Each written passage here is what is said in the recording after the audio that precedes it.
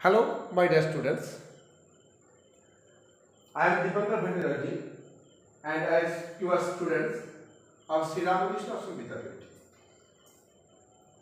Sri Ramakrishna Ashram Vidyapeeth মাধ্যমিক বিভাগে দশম শ্রেণী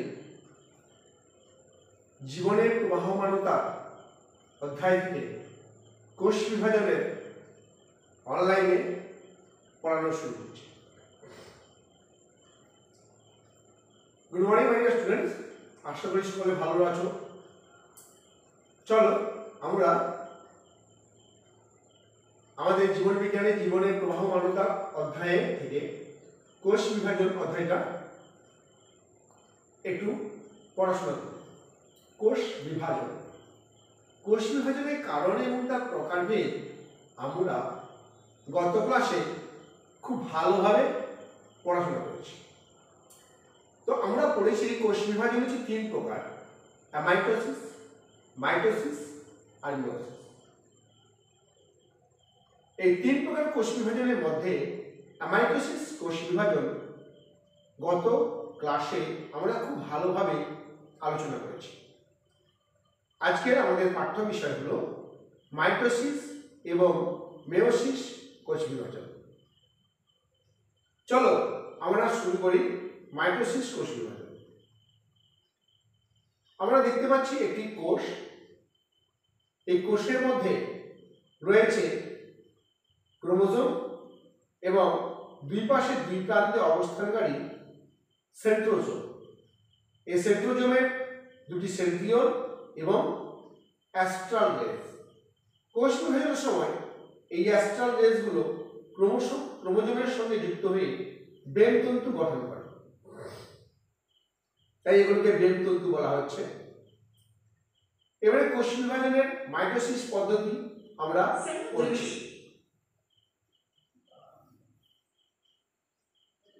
কোষ বিভাজনের মাইটোসিস কোষ বিভাজন আমরা পড়ছি। মাইটোসিস কোষ বিভাজন।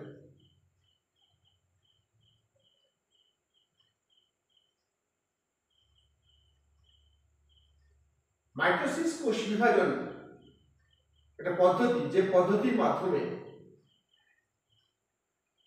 একটি মাতৃকোষটিতে সমসংখ্যক ক্রোমোজোম সম্পন্ন দুইটি অপত্য কোষের সৃষ্টি হয়। একটি জীব তৈরির সময় 2n সংখ্যক ক্রোমোজোম সম্পন্ন জাইগোট থেকে অনেকগুলো কোষ তৈরি হয়। এই কোষগুলি বিভাজন এবং বিভেদনের ফলে তৈরি হয় বিভিন্ন ধরনের অঙ্গ, এবং এই অঙ্গগুলো থেকে তৈরি হয় বিভিন্ন ধরনের তন্ত্র, এবং তন্ত্রের সমন্বয়ে গঠিত হয় একটি জীবদেহ। অর্থাৎ জীবদেহ গঠনের জন্য মাইটোসিস কোষ বিভাজন অপরিহার্য। এই দ্বারা বোঝা গেল যে কোনো একটি জীবের গঠন বা জীবদেহ গঠন বা জীবের সৃষ্টি, তার জন্য মাইটোসিস অনস্বীকার্য, অপরিহার্য। শুধু তাই নয়, যখন জীবের জনন সম্পন্ন হয় অর্থাৎ বংশবৃদ্ধি হয়, তখন জনন কোষ উৎপাদনের জন্য অবশ্যই কোষ বিভাজনের প্রয়োজন। সেটা হচ্ছে মেয়োসিস কোষ বিভাজন। মেয়োসিস কোষ বিভাজনের সময় পুরুষ এবং স্ত্রী উভয় হইতে জনন কোষ উৎপন্ন হয়। পুরুষের দেহ থেকে উৎপন্ন শুক্রাণু এবং স্ত্রী দেহ থেকে উৎপন্ন ডিম্বাণু নিষিক্ত হয়ে একটি এককোষী জাইগোট গঠন করে। এই এককোষী জাইগোট পুনরায় মাইটোসিস কোষ বিভাজনের মাধ্যমে উৎপন্ন হয় একটি ভ্রূণ। এই ভ্রূণের পরিস্ফুটন ফলে তৈরি হয় একটি অপত্য জীবদেহ। কোষ বিভাজনের ফলে সৃষ্ট অপত্য জীবদেহ পরিপূর্ণতা লাভ করে এবং বিকাশ লাভ করে। বিকাশ হয়ে তৈরি হয় একটি সম্পূর্ণ জীবদেহ তৈরি হয় এবং বিকশিত হয়। তাহলে আমরা বুঝতে পারলাম যে কোষ বিভাজনের ফলে জীবদেহের পরিণতি, উৎপন্ন, বৃদ্ধি, বিকাশ এবং অপত্য জীবের সৃষ্টি সবই কোষ বিভাজনের ফলেই হয়। শুধু তাই নয়, কোথাও কেটে গেলে বা ছিঁড়ে গেলে বা কিছু হলে যে ক্ষতস্থান তৈরি হয়, সেই ক্ষতস্থান পূরণের জন্য অবশ্যই কোষ বিভাজন গুরুত্বপূর্ণ পদ্ধতি। চলো আমরা দেখি কোষ বিভাজন কয় প্রকার। কোষ বিভাজন দুই প্রকার। কি কি? Mitosis and মেয়োসিস। মাইটোসিস যাকে বলা হয় সমবিভাজন, আর মেয়োসিস যাকে বলা হয় হ্রাস বিভাজন। মাইটোসিসের ফলে একটি কোষ থেকে দুটি অপত্য কোষের সৃষ্টি হয়। একটি কোষ থেকে সমসংখ্যক ক্রোমোজোম সম্পন্ন দুইটি অপত্য কোষের সৃষ্টি হয় মাইটোসিস পদ্ধতিতে, এবং মেয়োসিস পদ্ধতিতে একটি কোষ থেকে অর্ধ সংখ্যক ক্রোমোজোম সম্পন্ন চারটি জনন কোষ তৈরি হয়। তাই একে হ্রাস বিভাজন বা রিডাকশনাল ডিভিশন বলা হয়। মাইটোসিস কোথায় ঘটে? মাইটোসিস ঘটে দেহকোষ এবং স্টেম সেল, সোম্যাটিক সেল এবং স্টেম সেল। সোম্যাটিক সেল দেহের জনন কোষ ব্যতীত অপর সকল কোষগুলোকে দেহকোষ বলা হয়। যেখান থেকে জনন কোষ উৎপন্ন হয় তাকে বলা হয় জনন মাতৃকোষ। একমাত্র জনন মাতৃকোষেই মেয়োসিস সম্পন্ন হয়। এছাড়া সকল কোষেই অর্থাৎ সোম্যাটিক কোষে মাইটোসিস সম্পন্ন হয়। এবং স্টেম সেল যখন একটা কোষ থেকে বিভিন্ন অঙ্গ উৎপাদনকারী কোষগুলো তৈরি হয়, সেই কোষগুলোকে বলা হয় স্টেম সেল। এই স্টেম সেলের মাইটোসিস সম্পন্ন হয়ে এক একটি অঙ্গ তৈরি হয়। যেমন ছোট্ট একটা উদাহরণ দিই, দুটো গ্যামেট নিষিক্ত হওয়ার ফলে যে জাইগোট তৈরি হয়, এককোষী জাইগোট থেকে বিভিন্ন ধরনের অঙ্গ উৎপাদনকারী কোষের সৃষ্টি হয় বিভেদন প্রক্রিয়ার মাধ্যমে বা by the process of differentiation. এই ডিফারেন্সিয়েশনের মাধ্যমে উৎপন্ন কোষগুলোকে বলা হয় স্টেম সেল। প্রত্যেকটি স্টেম সেল আলাদা আলাদা অঙ্গ গঠন করে। সোম্যাটিক সেল এবং স্টেম সেলে মাইটোসিস কোষ বিভাজন সম্পন্ন হয়ে একটি জীবদেহের সৃষ্টি হয়। তাহলে মাইটোসিস কোথায় দেখা যায়? দেহকোষ এবং স্টেম কোষ। মেয়োসিস সম্পন্ন হয় কোথায়? জনন মাতৃকোষে। জনন মাতৃকোষে জনন কোষ উৎপাদনের সময় মেয়োসিস সম্পন্ন হয়। পুরুষের ক্ষেত্রে শুক্রাণু এবং মেয়েদের ক্ষেত্রে ডিম্বাণু উৎপাদনের জন্য যে ধরনের কোষ বিভাজন হয় তাকে বলা হচ্ছে মেয়োসিস। মেয়োসিস কোষ বিভাজনের ফলে পুরুষ দেহে শুক্রাণু এবং স্ত্রী দেহে ডিম্বাণু সৃষ্টি হয়, যাকে বলা হচ্ছে জার্ম সেল।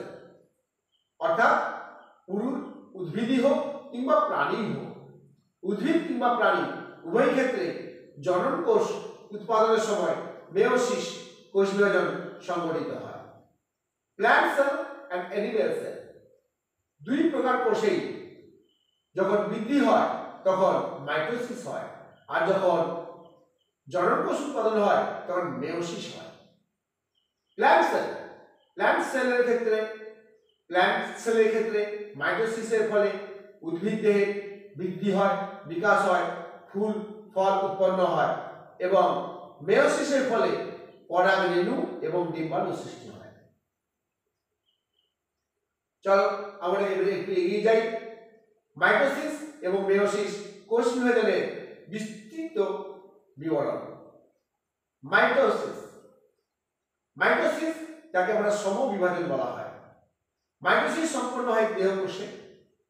এটি একটি সাধারণ দেহকোষ যেখানে নিউক্লিয় পর্দা দ্বারা আবৃত ক্রোমোজোম রয়েছে। এই ক্রোমোজোমগুলো নিউক্লিয় জালক রূপে অবস্থান করেছে। একে বলা হচ্ছে নিউক্লিয় জালক। আর এই যে নিউক্লিয়ার মেমব্রেন বা নিউক্লিয় পর্দা, নিউক্লিওলাস এবং সেন্ট্রোজোম। মাইটোসিস পদ্ধতিতে আমরা মাইটোসিস কোষ বিভাজনকে দুটো পর্যায়ে ভাগ করা হয়, দ্যাট ইজ ক্যারিওকাইনেসিস এবং সাইটোকাইনেসিস। মাইটোসিস কোষ বিভাজনকে দুটি পর্যায়ে বা দুটি পদক্ষেপে ভাগ করা হয়। Those are ক্যারিওকাইনেসিস এবং সাইটোকাইনেসিস। ক্যারিওকাইনেসিস অর্থাৎ নিউক্লিয় বিভাজন। নিউক্লিয় বিভাজনের মাধ্যমে একটি নিউক্লিয়াস দুটি অপত্য নিউক্লিয়াইতে পরিণত হয়। ক্যারিওকাইনেসিস, ক্যারিওকাইনেসিস শব্দটা এসে দুটো শব্দ থেকে, ক্যারিয়ন মানে নিউক্লিয়াস, ক্যারিয়ন অর্থাৎ নিউক্লিয়াস, আর কাইনেসিস মানে বিভাজন, বিভাজন। তাহলে একটি নিউক্লিয়াস দুটো নিউক্লিয়াইতে পরিণত হয়। মাইটোসিসের যে পদ্ধতিতে একটি নিউক্লিয়াস সমসংখ্যক ক্রোমোজোম সম্পন্ন দুটো নিউক্লিয়াসে পরিণত হয় তাকে বলা হচ্ছে ক্যারিওকাইনেসিস। এই পদ্ধতিকে বলা হচ্ছে ক্যারিওকাইনেসিস। পুনরায় বলছি, মাইটোসিস কোষ বিভাজনের যে পদ্ধতিতে, যে ধাপে একটি নিউক্লিয়াস সমসংখ্যক ক্রোমোজোম সম্পন্ন দুটি নিউক্লিয়াইতে পরিণত হয় তাকে বলা হচ্ছে ক্যারিওকাইনেসিস। এরপর ক্যারিওকাইনেসিসের মাধ্যমে দুটি নিউক্লিয়াস উৎপন্ন হলে তারপরে সাইটোপ্লাজম পরস্পর থেকে বিচ্ছিন্ন হয়ে যায়। প্রত্যেকটি নিউক্লিয়াসকে আলাদা আলাদা করে সাইটোপ্লাজম দুটো আলাদা হয়ে যায়। এই পদ্ধতিকে বলা হচ্ছে cytokinesis. Cyto, the word has been arise from cytoplasm and kinesis means to break. So the process by which the cytoplasm of the cell divides by two halves and to form two daughter cells with each nucleus is known as cytokinesis. তাহলে mitotic ডিভিশনের দুটো পর্যায়ে আমরা দেখলাম, একটা হচ্ছে karyokinesis আর cytokinesis. Karyokinesis নিউক্লিয় বিভাজন। নিউক্লিয় বিভাজনকে চারটি উপধাপে ভাগ করা হয়: prophase, metaphase, anaphase and telophase. Karyokinesis, ক্যারিওকাইনেসিসকে চারটি উপধাপে ভাগ করা হয়: prophase, metaphase, anaphase and telophase. Pro mean আদি, প্রথম, ফেজ মিন দশা। তাহলে ক্যারিওকাইনেসিসের প্রথম দশা কে বলা হচ্ছে প্রোফেজ। আমাদের মনে রাখতে হবে এই যে চারটি উপদশার মধ্যে প্রোফেজটা হচ্ছে সবচেয়ে দীর্ঘতম দশা। দেন মেটাফেজ অর্থাৎ অন্তর্বর্তী দশা, অ্যানাফেজ শেষের আগের দশা। কোষের চারটি ক্যারিওকাইনেসিসের চারটি উপদশার মধ্যে অ্যানাফেজটা হচ্ছে সবচেয়ে ছোট দশা, সংক্ষিপ্ত দশা হচ্ছে anaphase. And last telo, it means প্রান্ত, ফেজ মানে দশা, টেলোফেজ মানে শেষ দশা, অর্থাৎ ক্যারিওকাইনেসিসের নিউক্লিয়াস বিভাজনের শেষ দশা। চলো আমরা এক এক করে প্রতি দশায় কি কি হয় সেটা আমরা পড়ব। নাও স্টার্ট এ, প্রোফেজ। প্রোফেজে কি হয়? প্রোফেজের আগে কোষে আমরা দেখতে পাচ্ছি একটি নিউক্লিয়াস, এই হচ্ছে নিউক্লিয় জালিকা। এই নিউক্লিয় জালিকার চারদিকে রয়েছে নিউক্লিয় পর্দা এবং মাঝখানে রয়েছে নিউক্লিয় লাশ এবং সেন্ট্রোসোম, বাইরে সেন্ট্রোসোম। প্রোফেজ আদি দশা, স্টার্টস কি হয়? সর্বপ্রথম বলি এই নিউক্লিয় জালিকা, যাকে আমরা কোষ বিভাজন দশায় ক্রোমোজোম রূপে দেখছি, এই নিউক্লিয় জালিকা ক্রোম্যাটিন তন্তুগুলো স্পাইরালাইজেশন ঘটতে থাকে। জল বিয়োজন হয়, জল বিয়োজনের মাধ্যমে এর স্পাইরালাইজেশন ঘটে। আর স্পাইরালাইজেশন ঘটলে প্রত্যেকটি ক্রোমোজোম দুটি করে সিস্টার ক্রোমাটিড যুক্ত একটি করে ক্রোমোজোম তৈরি হয়। প্রত্যেকটি নিউক্লিয় তন্তু বা ক্রোমাটিন জালিকা, ক্রোমাটিন তন্তু স্পাইরালাইজড হয়ে সংকুচিত, স্থূল,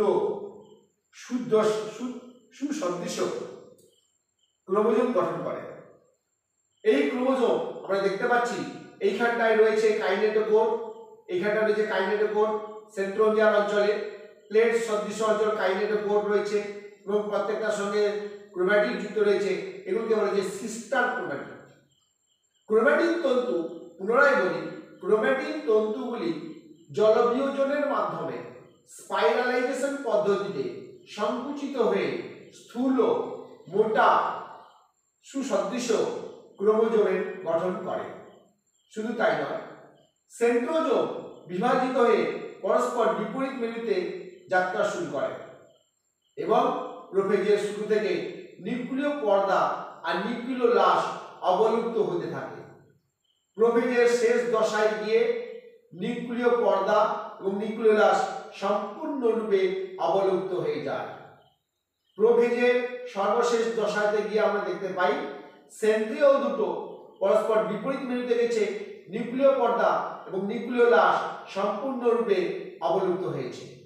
শুরু হচ্ছে মেটাফেজ।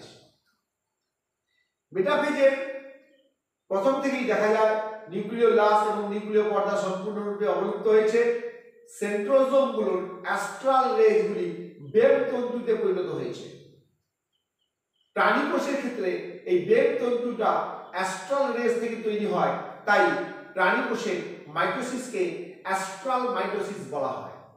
উদ্ভিদের ক্ষেত্রে সেন্ট্রোজোম থাকে না, তাই অ্যাস্ট্রাল রেজ থেকে বেব তন্তু গঠিত হয় না, তাই উদ্ভিদ মাইটোসিসকে অ্যানাস্ট্রাল মাইটোসিস বলা হয়।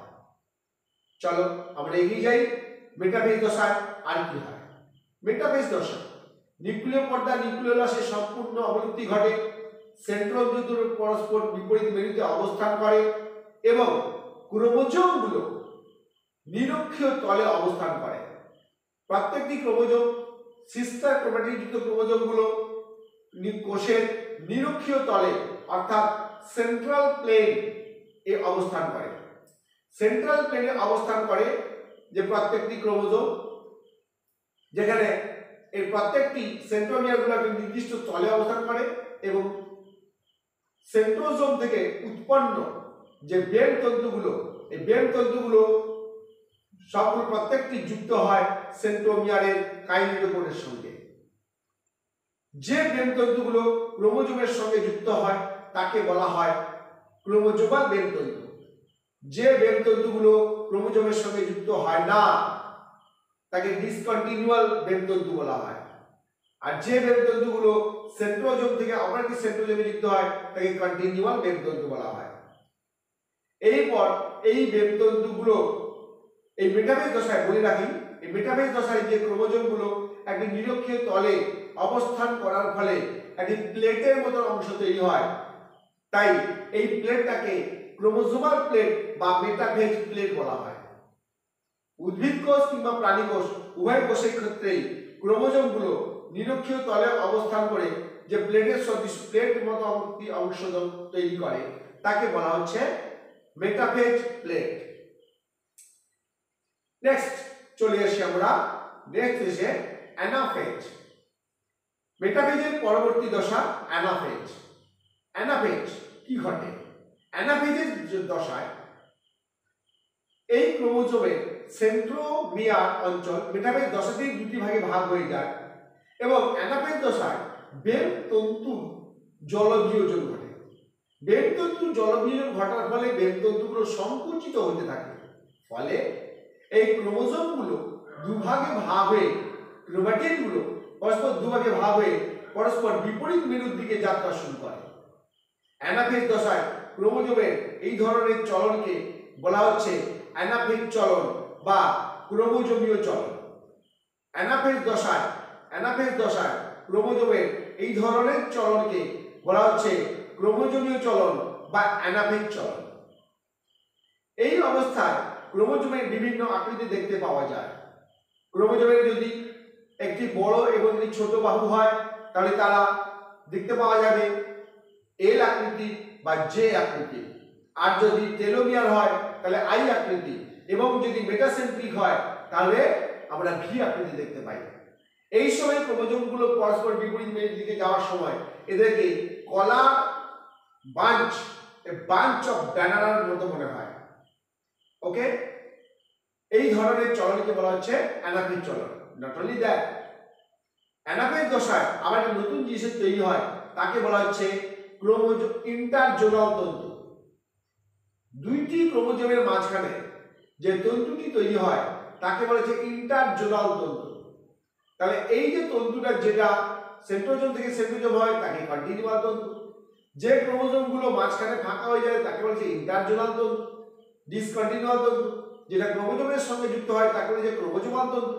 আর যে তন্তু দুটো ক্রোমোজোমের মাঝখানে থাকে তখন তাকে বলা হচ্ছে ইন্টারজোনাল বেলস বা ফাইবার। অ্যানাফেজ দশায় ক্রোমোজোমগুলো পরস্পর বিপরীত মেরুতে যাত্রা শুরু করে এবং বিপরীত মেরুতে গিয়ে আবার পুনরায় এই ক্রোমোজোমগুলো ডিস্পাইরালাইজেশন ঘটতে থাকে। অ্যানাফেজ দশায় উৎপন্ন ক্রোমোজোমগুলোকে ডটার ক্রোমোজোম বলা হয়।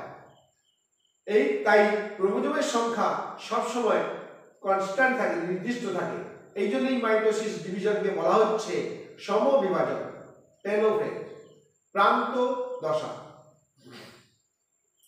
টেলোফেজ দশায় ক্রোমোজোমগুলো পরস্পর বিপরীত মেরুর দিকে যাত্রা শুরু করলে সাইটোকাইনেসিস শুরু হয়ে যায়, কিন্তু তার আগে এই ক্রোমোজোমগুলো পরস্পর বিপরীত মেরু দিকে যাওয়ার সময় এইগুলোর পুনরায় জল সংযোজন হয়, অর্থাৎ ডিস্পাইরালাইজেশন হয়। প্রোফেজ দশায় যে যে ঘটনাগুলো ঘটেছিল টেলোফেজ দশায় ঠিক তার বিপরীত ঘটনাগুলো ঘটতে থাকে। অর্থাৎ প্রোফেজ দশায় নিউক্লিয় জালিকা বা ক্রোমাটিন তন্তুগুলি জলবিয়োজনের মাধ্যমে স্পাইরালাইজেশন পদ্ধতিতে ক্রোমোজোম তৈরি হয়েছিল। টেলোফেজ দশায় বিপরীত ক্রমে ক্রোমোজোমের জল সংযোজন পদ্ধতিতে পুনরায় ক্রোমাটিন তন্তুতে রূপান্তরিত হয়, অর্থাৎ ক্রোমোজোম পুনরায় নিউক্লিয় জালিকাতে রূপান্তরিত হয় এবং নিউক্লিয় পর্দা ও নিউক্লিয় লাশে পুনরায় বিভাগ ঘটে। এর ফলে তৈরি হয়ে যায় দুইটি অপত্য নিউক্লিয়াই, নিউক্লিয় পর্দা এবং নিউক্লিয় লাশ এর পুনরায় বিভাগ ঘটে। তাই টেলোফেজকে প্রোফেজের বিপরীত দশা বলা হয়। এইভাবে উৎপন্ন হয় দুটি নিউক্লিয়াই, অর্থাৎ ক্যারিওকাইনেসিসের ফলে একটি নিউক্লিয়াস থেকে সমসংখ্যক ক্রোমোজোম সম্পন্ন দুটি নিউক্লিয়াই তৈরি হয়। এর মাধ্যমে টেলোফেজ দশার সমাপ্তি ঘটে। এবারে শুরু হয় সাইটোকাইনেসিস, অর্থাৎ দুটি কোষের উৎপাদন। সাইটোকাইনেসিস অর্থাৎ সাইটোপ্লাজমের বিভাজন। সাইটোপ্লাজমের বিভাজন শুরু হয়ে যায় উদ্ভিদের ক্ষেত্রে টেলোফেজ দশার শুরু থেকে, কিন্তু প্রাণীদের ক্ষেত্রে টেলোফেজ দশার শুরু থেকে, কিন্তু উদ্ভিদের ক্ষেত্রে টেলোফেজ দশার শেষে শুরু হয়। সাইটোকাইনেসিস আমরা দেখি। সাইটোকাইনেসিস সাইটোপ্লাজমের যখন বিভাজন হয় তখন একটা নচ তৈরি হয়, একটা কন্ট্রাক্টাইল রিং তৈরি হয়। এই কন্ট্রাক্টাইল রিং কি করে পরস্পর বিপরীত দিকে কেন্দ্রের দিকে যাত্রা শুরু করে। আবার দেখি, দুটো নিউক্লিয়াই উৎপাদন হয়ে যাওয়ার পর সাইটোপ্লাজমে কনস্ট্রিকশন বা নচ তৈরি হয়। যে নচ বা সেই কনস্ট্রিকশন ধীরে ধীরে কেন্দ্রের দিকে যেতে শুরু করে।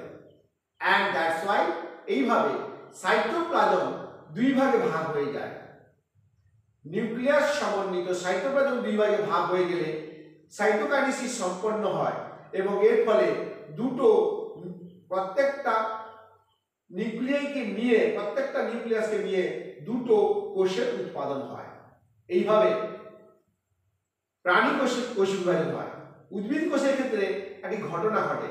উদ্ভিদ কোষের ক্ষেত্রে বেল তন্তু তৈরি হয় সাইটোপ্লাজমে অবস্থানকারী মাইক্রোটিবিউলের মাধ্যমে।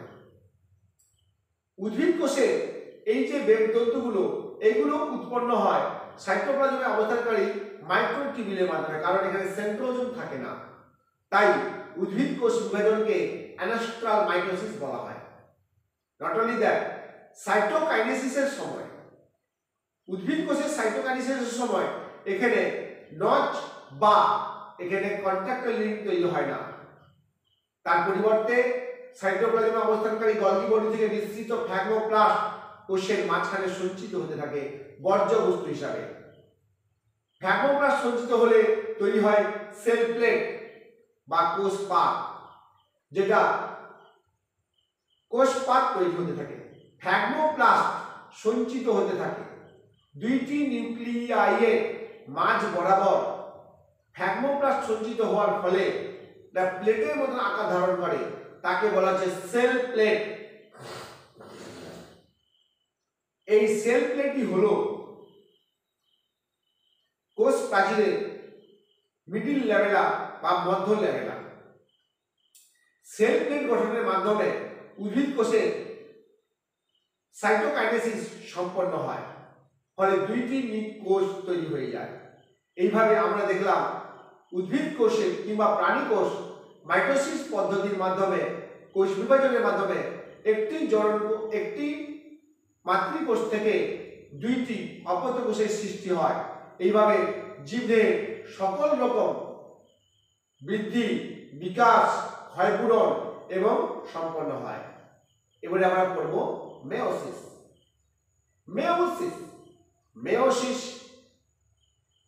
মেয়োসিসের কে দুটো পদক্ষেপে ভাগ করা হয়, মেয়োসিস 1, মেয়োসিস 2।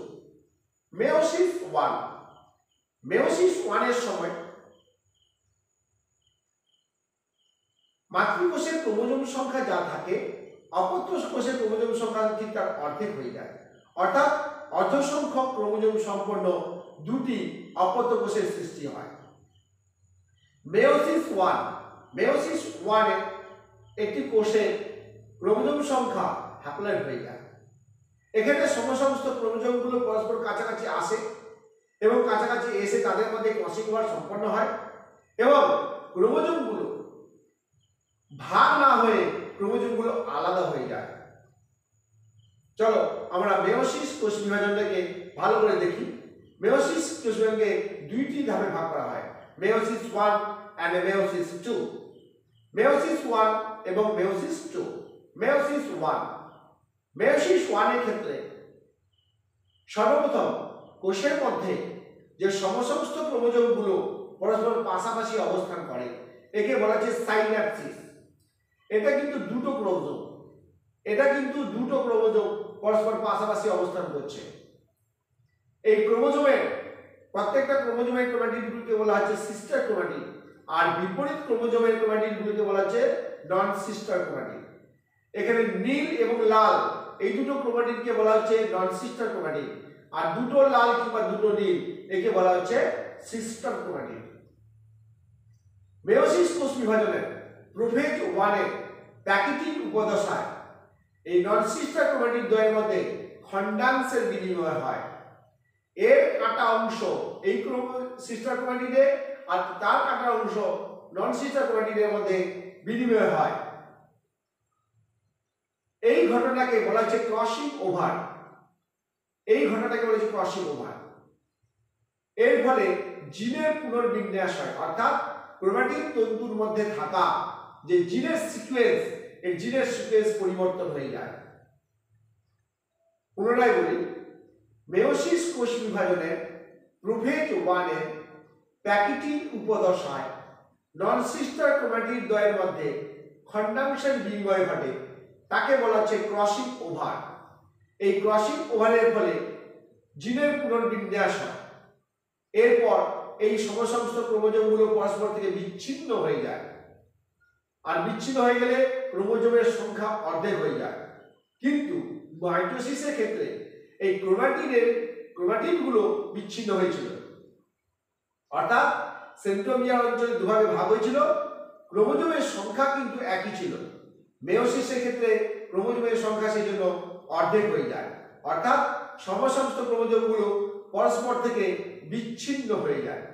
সমস্ত ক্রোমোজোমগুলো পরস্পর থেকে বিচ্ছিন্ন হয়ে গেলে ক্রোমোজোম সংখ্যা অর্ধেক হয়ে যায়, অর্থাৎ জনন মাতৃকোষে যেখানে 4টি ক্রোমোজোম ছিল, জনন কোষ উৎপাদনের সময় মেয়োসিস 1 এ 2টি ক্রোমোজোম তৈরি হলো। 2টি ক্রোমোজোম তৈরি হয়েছে, 2টি ক্রোমোজোম দ্বারা 2টি জনন কোষ উৎপন্ন হয়েছে। 4টা ক্রোমোজোম যুক্ত জনন মাতৃকোষ থেকে জনন কোষ উৎপাদনের সময় মেয়োসিস 1 এ 2টি হ্যাপ্লয়েড ক্রোমোজোম সম্পন্ন দুইটি অপত্য কোষের সৃষ্টি হয়েছে। এই উৎপন্ন দুইটি অপত্য কোষ হ্যাপ্লয়েড সেল পুনরায় মাইটোসিস মেয়োসিস 2 অর্থাৎ মাইটোসিস সেল ডিভিশনে অবতীর্ণ হয়। এক্ষেত্রে দেখা যায় দুইটি অপত্য কোষ থেকে দুইটি অপত্য জনন কোষ থেকে 4টি অপত্য জনন কোষ তৈরি করে, যেখানে প্রত্যেকটিতে 2টি করে ক্রোমোজোম থাকে, অর্থাৎ ক্রোমোজোমের সংখ্যা অর্ধেক হয়ে যায়। তাই জনন কোষ উৎপত্তির সময় ক্রোমোজোম সংখ্যা সব সময় হ্যাপ্লয়েড হয়ে যায়। ক্রোমোজোম সংখ্যা সর্বদা হ্যাপ্লয়েড হয়। আবার বলি, জনন কোষ উৎপাদনের সময় ক্রোমোজোম সংখ্যা সর্বদা হ্যাপ্লয়েড হয়ে যায়। হ্যাপ্লয়েড ক্রোমোজোম সম্পন্ন 4টি অপত্য কোষের তৈরি হয়। যদি হ্যাপ্লয়েড না হতো তাহলে জাইগোট তৈরির সময় আবার ক্রোমোজোম সংখ্যা ফোরেন হয়ে যেত। তাহলে কোনো প্রজাতিতে ক্রোমোজোম সংখ্যা ধ্রুবক থাকতো না, অর্থাৎ কোনো প্রজাতিতে তার বৈশিষ্ট্য নির্দিষ্ট থাকতো না। তাই এই মাইটোসিস মেয়োসিস কি করে? মেয়োসিস প্রজাতির মধ্যে ক্রোমোজোম সংখ্যা সর্বদা ধ্রুবক রাখে।